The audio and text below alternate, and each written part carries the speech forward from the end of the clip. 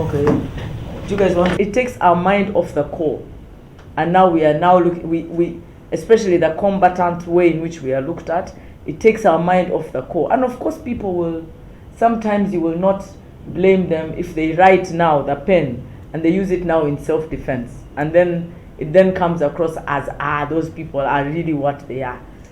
And so I think those are things that are pain points in terms of the trauma and the general feeling in the newsroom, which, you know, we can say one thing, but you cannot control what happens in people's minds after incidents like this.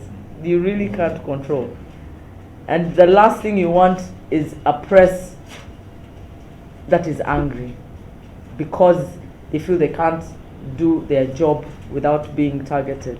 Of course, one of the things that really affected us was the recent news about the mistreatment of our journalists, those who were attacked in the line of duty. And in our platforms, you must have seen the information we are putting out there, that journalism is not a crime. It's unfortunate what happened out there, and we don't condone it. We do not support such behavior towards our journalists, because without you, then, I mean, how will information move? But that aside, on the other hand, I hope that this meeting will bring all stakeholders on board to do a post-mortem of what happened and lay out reconciliatory grounds for each other, because we must work together.